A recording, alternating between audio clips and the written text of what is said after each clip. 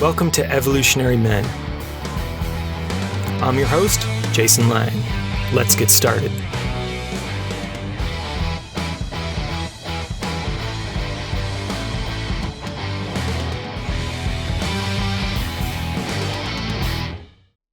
All right, and welcome back. So I'm once again super stoked to be here with my man, Luke Adler, to continue kind of our Heart of Shadow podcast series.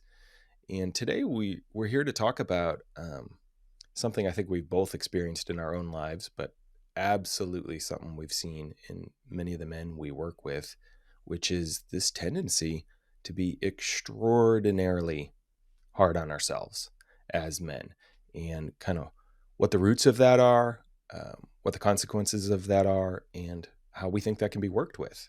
I was struck, Jason, just this week I was working with a gentleman who he was telling me everything he's doing for his career. He just had another child. His wife has some postpartum stuff. And, he's working 8-9 hours a day, goes home, takes care of the kids, cleans. And then he just kind of off the cuff says, I'm so lazy. And it was shocking. It was shocking to hear that phrase, I'm so lazy. And I said, what are you talking about? Tell me more about that. We flushed it out a bit and, started to point out the incongruencies. And he fought me on it for a good 10 minutes that he was lazy and he shouldn't be taking time to just have some, idle time between clients, between patients. And of course, it struck me, oh my gosh, here's a guy who's done a ton of work, very kind, very sensitive, very open heart, and he is extremely hard on himself. There was just no room for him. And all these people that he's serving, his patients, his clients, his colleagues, his wife, his kids, there was no room for him. There's like this underlying belief, if I haven't given every last drop of me, then I'm doing something wrong. I'm screwing up. And here we are. Yeah, it strikes me, I once heard kind of the summary of the pain of men and the masculine a lot of times is just this fear that we're not enough. Like, we're not enough. And that's, an example of I'm only as good as I am achieving or outputting or accomplishing or executing. And that even though I may have a long list of things I'm doing, the list I think I should have is even longer. So I'm failing, right? And I'm a piece of shit. Or however, lazy, as he says, we start to kind of name and deride ourselves. And I think this is such a common tendency for a lot of men to just constantly be judging ourselves and comparing ourselves to some kind of mythic Superman that can always be executing and achieving and doing more, and that any sign of taking our foot off the gas is some kind of weakness. That there's kind of a polarity in that for men and amongst men around, it can get misconstrued as we're sharpening each other when we're offering some criticism, or it's very, very prevalent among sports. Like I remember growing up playing soccer competitively, and it really wasn't okay for anyone on the team to kind of boast about their skill. And in fact, the culture was let's tear each other down a little bit. Let's make fun of each other all the time. And we liked it, or we learned to like it because that's how you fit in. But there wasn't this space to kind of shine, even though there were some like remarkable people and players. I recently started playing pickleball, which of course is this huge trend in the United States right now. And I'm meeting a bunch of new people and playing with a lot of men. And I've been struck by the criticism towards self. I'm playing with these guys, and when they miss a ball, it's such a silly game. It's kind of like the ball makes this really kind of funny sound. and it's kind of a goofy social game. But when a guy misses a shot, man, he's like, there's a guy who says, "Oh, if you want to be on my team, we're gonna lose every game. Come and play." Like it's like a caricature or a joke of like, how shitty I am, and let's make fun of each other. And this truly is the culture that we live in as men. It's it's hey, let's get together and deprecate ourselves, each other, and it's not so much we're tearing each other down, but we've all agreed to not shine, and to not even not shine, but just allow criticism to be part of our culture, particularly towards self and towards each other. There's one more thing. There's one guy that I've been playing with, and he will like constantly point out when I make a mistake, and I'm out there just having fun. I really don't care. It's just idle. It's just fun time for me. Yeah. He's like, "Well, Luke, step into the ball, and Luke, do this," and I'm like, "Dude, shut the fuck up. I'm trying to have fun. I'm here to have fun. I don't give a shit if I hit the ball over the net, But it rubs, Yeah. it rubs up against something, in me, and certainly, I as I step out there in culture more, and it's not in kind of in a more awakened way, I go, wow, this still is the predominant culture for men, for women too, but certainly for men. There's this criticism that pervades our social constructs, and of course, then we self-identify. Yeah, and I think that this is a really nuanced thing in the men's work world, because there is so much emphasis on feedback and challenge, and that's how we grow. But that is often pretty different than criticism. And the thing I hear you speaking towards is, I think outward facing criticism towards other men has kind of been the more, I don't know, common bro style of like kind of tearing each other down, the macho jerk, as I often say. And, a lot of guys grew up around that and are like, oh, no, thank you. But instead, they just aim that inward, and it becomes self-deprecation. It becomes the way to like, well, as long as I'm tearing myself down, there's no space for you to tear me down. So I better do it first and kind of set the bar low, set the expectation low. It's like the negative side of the whole Eminem 8 Mile. Like, yeah, if I give you all my shit first, you can't attack me for it, right? And there's like a healthy version of that that's kind of owning that, but then there's taking it too far, which I think is this deprecation, which ties in a lot of times to shame. I heard, I can't remember where I was listening to, but I heard this great, interesting nuance on shame I had never really grokked before, of it can be a way to create safety. So when we feel shame, it actually can create safety for ourselves and in our environment. And I think deprecation is a big part of that. So men kind of tearing ourselves down can be a way to like, okay, then no one else can tear me down. And it just becomes a habit, for so many guys, this habit of I'm not enough. If I beat you to the punch of punching myself, then there's nothing left to beat up. Let me take myself down. Yeah. And kind of out of the fight before it even starts. I really like what you said there about safety. It's so true. When we deprecate, when we self-criticize, there is a securing of our being in that even though we don't get to feel big and bright and shining, we do feel safe. We've established a boundary of, I'm agreed already that I am less than and not enough and unworthy, et cetera, and so on. And anything you say will, just affirm what's already there, and can kind of stay small. And then, of course, just the natural impacts of that on our well-being, on our energy level, on our vitality, digestion, sexual function, et cetera.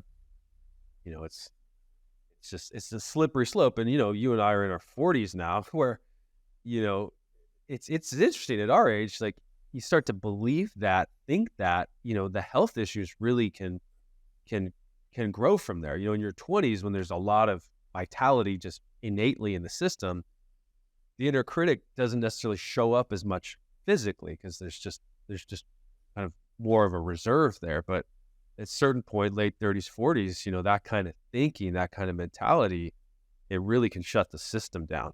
Um, in any way, right? Name any part of the system, the immune system, the endocrine system, the cardiac system, everything just, slows down, loses functionality. And I think this is, it's a part of what our call is a return to vitality for men, and that we don't have to go on with Yeah. this narrative that, oh yeah, you're 40, things slow down, and, you're 50, you're getting older, and you're 60, and there's some validity to that, but that's a story, that's a narrative that is actually perpetuates a certain letting go of vitality that you and I are actually very against that belief system that says, no, yeah, let's just kind of take our slow steps towards the grave, into the funeral pyre. We'll just begin our slow death process. Fuck that. That's bullshit.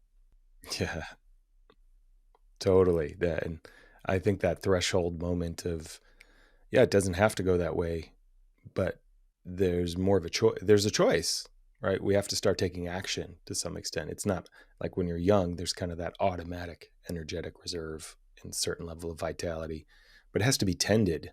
Yeah. As we get older. And, the work we're leading with men, I think, is one of the primary ways we can tend that, because, what we hold emotionally, we hold physically in our body. There's like almost always a correlation there. And that has a massive impact on our nervous system, our energy, all of that, our well-being, our immunity. So you and I were just talking before this call about this other idea that I just really see showing up in my life that relates to all this and with men, is often our conception of self is the slowest thing to update. So I see this a lot with guys I do work with, or that start doing transformational work.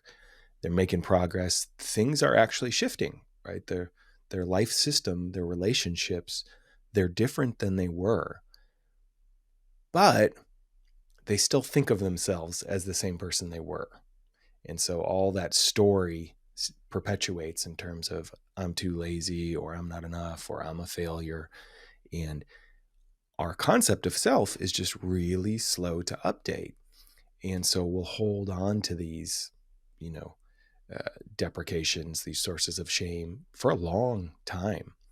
And it's one of the things I've loved, about coaching or one-on-one relationships, like you work with clients in your clinic, and particularly in men's group, is other people can often see it, the change, in ways we can't necessarily. And this is, so deeply correlated to what we talk about when we speak about shadow. It's, what's kind of present in our field, in our system, that is driving our behavior that we're not necessarily aware of, right? And so sometimes these old self-deprecating voices, or inner critic, as we're going to label it and talk about, are doing that, but we're not aware of it, right? So working in a group, people can start, or facilitators like us can help us start to see that, oh, wow, this thing is really running the show. And the crazy thing about this kind of deprecation and inner critic is, it's almost always some external voice we internalized, and then we forget that that's not us. That, oh, this came to me from the outside, but I've held it so long, I believe it is me.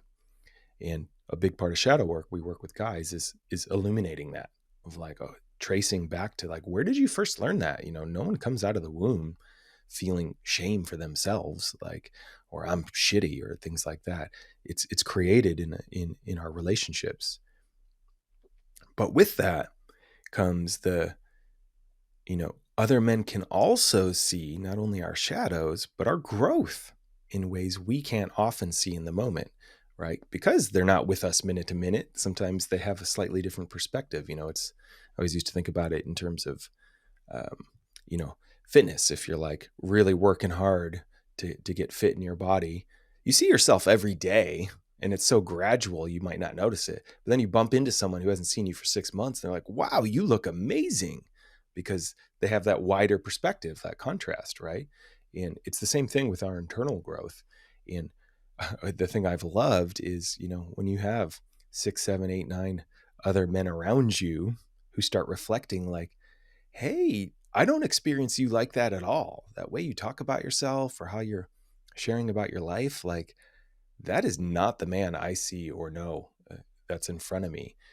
And then as the person receiving that feedback, we always have this moment of choice that's like, well, either all of these other people are batshit crazy and lying to me, or my self-concept is pretty distorted. Which one's more likely? And then that becomes this moment of actually trusting the group that, wow, I trust that what you're seeing is actually a better representation of me than I even experience myself right now. And I'm going to trust that. And I'm going to go with that because I believe you're not bullshitting me.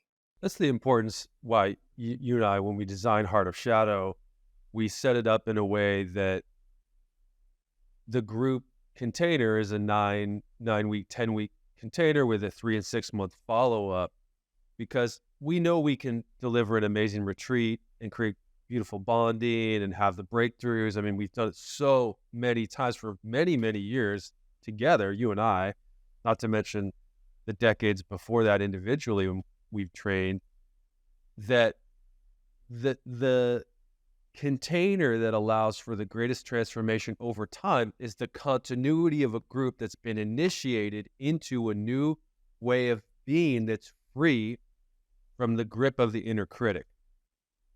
And when you get a group of people together that are committed to lifting people up, to lovingly reflecting each other's highest virtues that are already there and helping them grow, that default culture of criticism that we all live in, men, women, non-gender identified, we all live in a culture of criticism.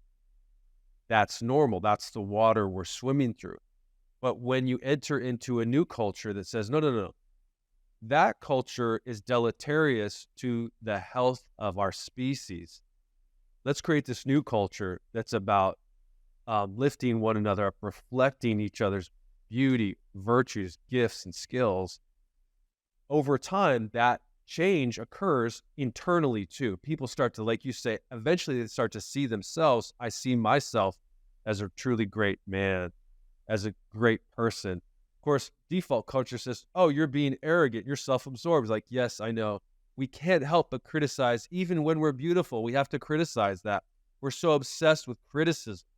We're so obsessed with tearing down. We're so obsessed with creating a half-life around what's whole and unique. When it shines, we have to look at what's wrong. We're kind of obsessed with a glass half empty perspective. And that's a choice. We get to choose that. It's utterly refreshing to be in a group where we can release the weight of that. And we naturally kind of buoy up. There's a buoyancy in the group that everyone feels within a few sessions. There's a bit of buy-in, and certainly by the retreat, that sense of inner critic, we're more curious about it. We actually see it as a vector for growth and healing. We're like, wow, oh, that's my critic. We can identify it as kind of, we're seeing it rather than seeing through it. So much freedom in that. And when I was working with this guy that I mentioned at the beginning, my heart, activated, and I just so wanted him to be part of a men's group. Here's a man who's giving so much. He's already very much in his heart, but was being pushed down by his own inner criticism. And it was painful. It's painful to watch that. And even it made me sad for the world, because the world's missing out on a man who could be resourced and really feel vital, rather than, constantly being on that red line of burnout, which really the inner critic is about that. It's like, let me keep you just on the other side of dis-ease, of unwellness. And that is something we're passionate about, because for us, this is a form of activism. We want men, women, people to show up in this world right now. And to do that, we need energy. We need to create some space from this critical voice that, at the very surface of life, certainly in politics, we praise the critic. Half of the world is very into criticism, so much so we want to vote it into power as being so powerful. And of course, criticism is a very powerful tool, very powerful. Yeah, and it strikes me as it relates to the self-deprecation and shame and safety in that it's kind of safer, right? So when we're coming from the lens of criticism, it's often a much safer place than there is a genuine vulnerability in celebrating, let's just say, or feeling how good something is. Wow, I'm kicking ass in my life right now. I'm feeling really proud of myself and what I'm creating, right? That actually takes a certain type of vulnerability because you're opening yourself up to, and it could not be that way at some point. And a lot of people can't hold that. And a lot of men, I think, have a really hard time celebrating in that way. And, a dear brother from my men's group I'm part of here in LA, I remember he always used to call it the process of kind of getting into the group and lifting each other up. He called it the sunlight effect. It's kind of like a disinfectant against all of those ways we tear ourselves down.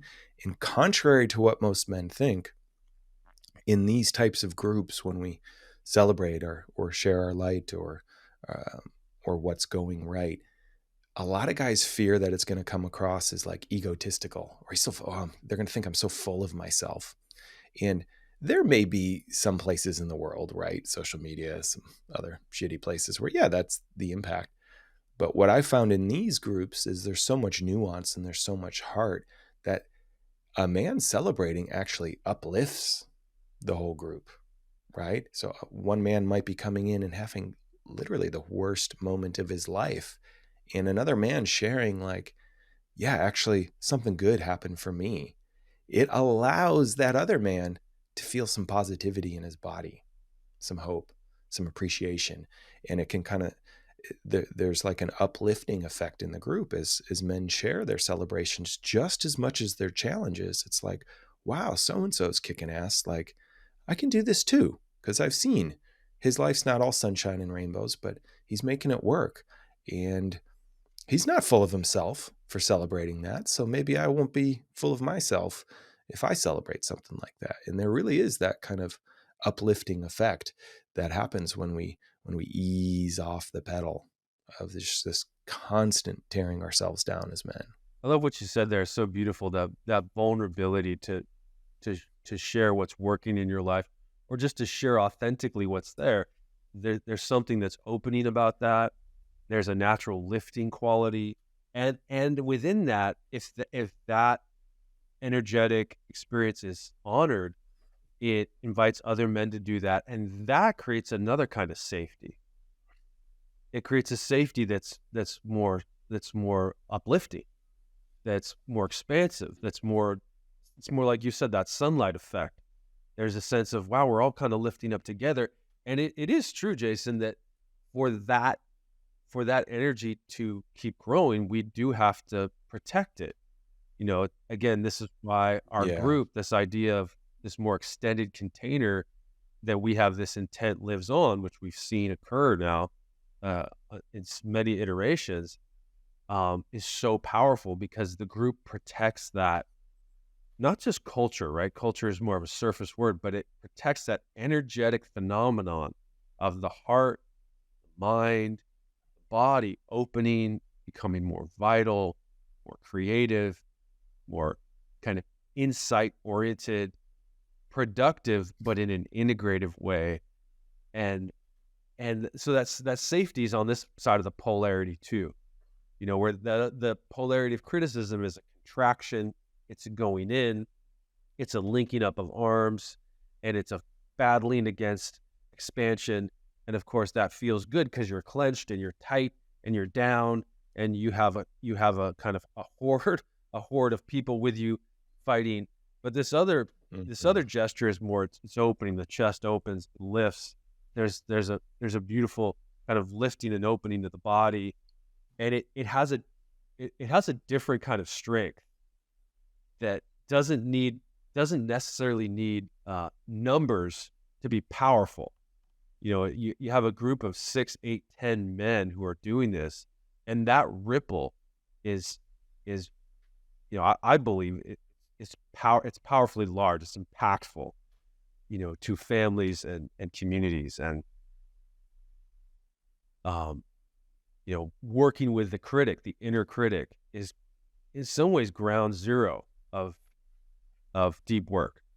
It's facing the limiting, constrictive, crimping energy that seeks to keep our light, our intelligence, our kindness, muted, coming through a tight pipe. Yeah.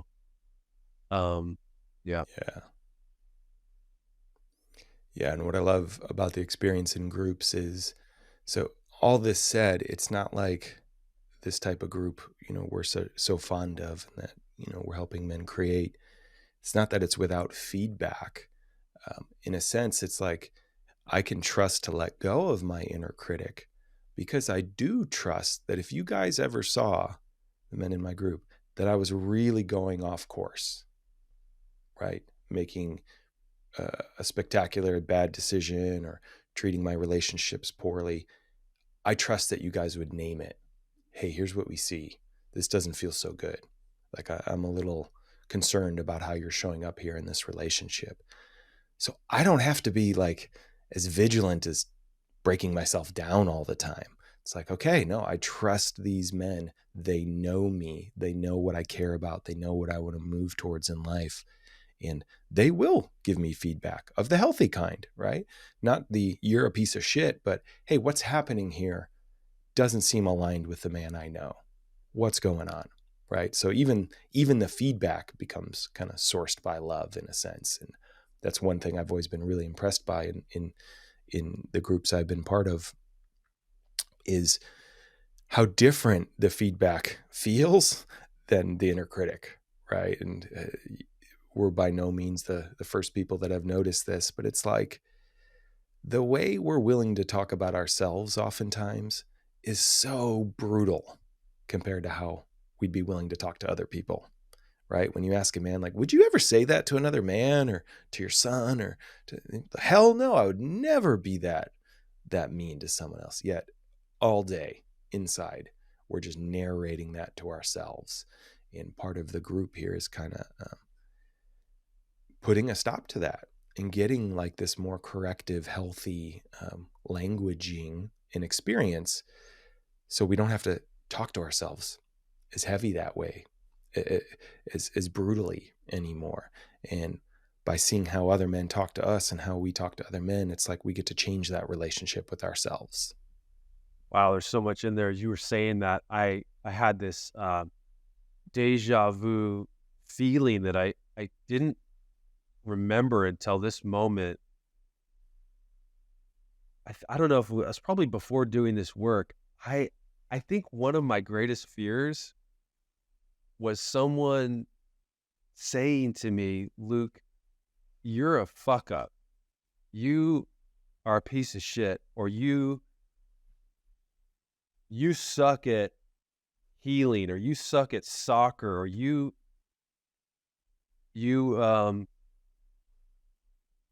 just basically you're a bad person.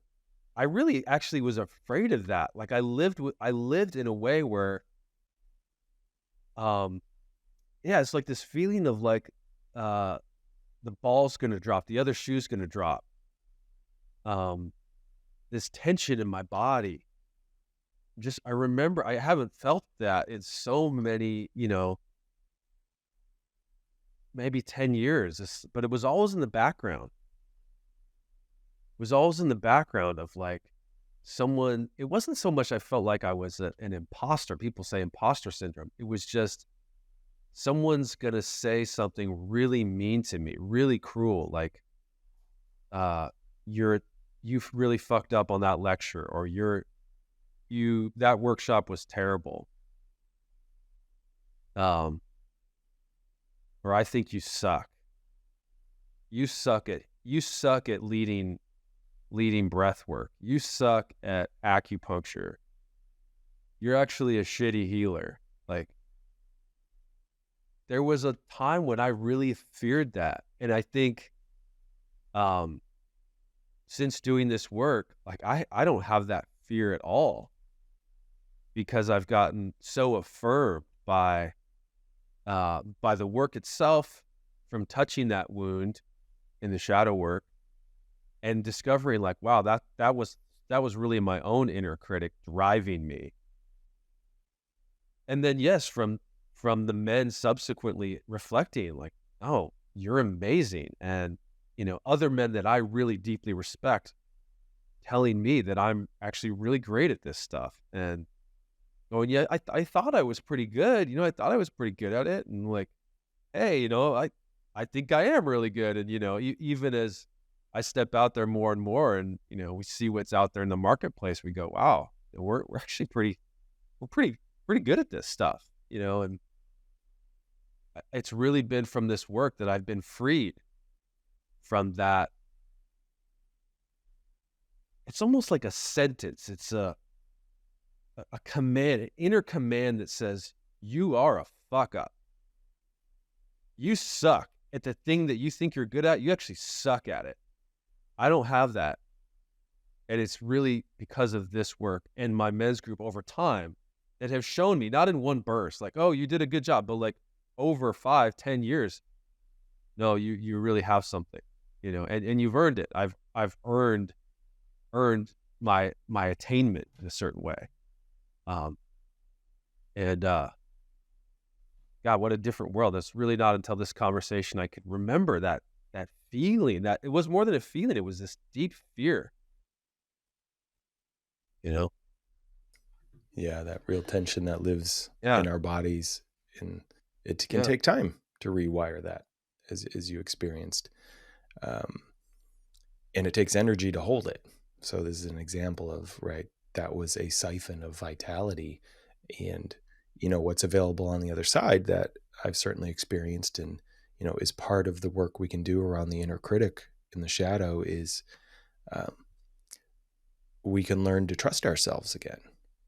Oh yeah, I am good at this, or I am doing well in my career or with my family or in my growth, and I can trust that. I trust myself. I trust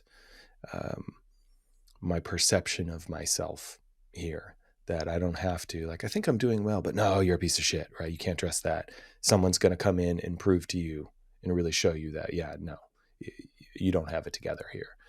But as we move through this and start to unwind, oftentimes this inner critic, this inner voice, this self-deprecation, it goes back really far, not always to the beginning, but often pretty early on in terms of our family system or some of our early experiences, that it gets woven into our being, and it's been with us again so long we often forget that, oh, this wasn't always the case.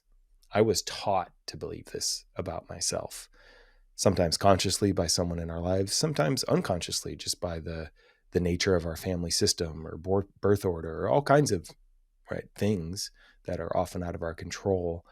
And until we understand that, we tend to carry it. But, we've worked with guys, and sometimes it does come down to like a moment we pinpoint and get to kind of time travel back to with them, and they can see it like, this is my origin story. Wow. And oftentimes once there's awareness there, it comes out of the shadow and we get to have a different relationship to it, right? That's like, oh yeah, this voice is not me. It started here and it was taught to me, or I used it out of necessity to survive in my life. I had to make myself small or something like that to survive. But now is not then. So, hey, let's try something different here. And then the group itself becomes a safe place to start to experience that and practice that and try that out and get that feedback and learn to trust that internal sense even more and more and more. So intense as a father, I we have that desire to protect our kids, and my girls were doing jujitsu a few nights ago, and I have a 10-year-old and a 6-year-old daughter, 9-year-old actually, almost 10, and the older one was dominating the little one, and my little one started to cry, and I said, "Hey, get off of her," and it was this moment where I got scared, but my tone with my oldest one was like, "You should have known better," like I think I said, "You got to tune in, you got to be tuned into her," and it was like just this fucked up parenting moment where Mm. the 9-year-old doesn't understand tuning in to the 6-year-old, and I'm like overlaying some sophisticated attunement, and my critic, like I was the critic in that moment for her, and she felt shame, and I said, wait, don't go away, stay with her. I was trying to keep them connected, and she was just like, fuck you, Dad, I want to run away. And I'm like, oh God, I know. And I'm like, but stay here. And I was like, oh man, it was just those moments, for so many of us, that critic comes out in a moment of survival, a moment of fear. And, I, Or a moment of yeah, care, even that's like, it can be well yeah, intentioned, right? Like in that example, you're just caring for your youngest. Um, but if it has that edge to it, right, which is an edge I know you've worked, right, that your own inner critic, and the way that sometimes the way we talk to ourselves can come out in how we approach other people sometimes too. yeah. It's amazing to be in the midst of it, to wake up to it in a real moment, go, whoa, I'm not handling this the way I want to. And I'm not sure how to get to it, but I know if I can stay vulnerable, I can find my way. And, it's just, it's such a wonderful, the critic is such a wonderful, an awareness to hold, because it's an edge into our vulnerability. It's an edge into our heart, and into how, you know, we more deeply want to show up in the world. The critic is a way into that, if we're willing to get vulnerable, right with it and underneath it, and go, what am I really wanting here? I'm wanting protect, I'm wanting love, I'm wanting care. But the way I'm going about it is actually not facilitating that. It's protecting me, you know, from getting further away from that per se, but really not allowing me to take a step towards it. And again, power of the group, power of deep shadow work is, in a way, we learn the energetic mechanism, the energetic movement to become, aware of the critic's impact, and to soften and open into the power beneath it. And these are some of the tools. This is why we keep coming back to this work, um, to have success, in our connection with self, people we love, and the power of the group is a testimony to that. So yeah, we have another program's coming up in 3 weeks, 3 weeks. We're launching again. Yeah, we're about to start our third cohort of the Heart of Shadow. And so for men out there who have had that experience of being really hard on yourself, and maybe you haven't quite figured out the way out, you read a book about self-love and you think, oh, I just got to be, self-love more. But then it keeps happening, right? It's a process we have to go through. And the thing we've kind of touched on in previous episodes is that the inner critic and shame, those are created socially, right? So that we learn that behavior through relationships, sometimes intentional, sometimes not. And what's important about that is that's where that often has to be healed, right? And so we can't sometimes learn to just love ourselves. It's through other people loving those parts of ourselves we don't think are lovable that it starts to transform, right? Oh, no, this guy's celebrating me. He's celebrating how much I kicked ass with X, Y, or Z, when all I'm looking at is how I've not been hitting the mark or failing, right? I'm just locked into that paradigm. But another man just, oh no, man, you're doing great. You're making movement. You're changing. I see you. I see who you are. And it's like that that starts to penetrate, right? And kind of get underneath all that layered belief and habit and open us up to just not being so hard on ourselves, giving ourselves permission to be like, oh, okay, yeah, you know what? I deserve a day off, or I can go to bed early today. I don't have to keep working. Or these different ways this stuff starts to manifest, where we start to take care of ourselves and honor ourselves and celebrate ourselves and love ourselves just by not being so hard on ourselves. And a group like the Heart of Shadow is a really powerful way to start that journey. And then, because it takes time, to give you the engine to keep it going well beyond the duration of our program. And we're really excited. We got a great group of guys already forming for this cohort, and there's just a few spots left. So if you're a man out there who's ready to make a change in 2024, definitely check things out. You can find out everything you need at heartofshadow.com.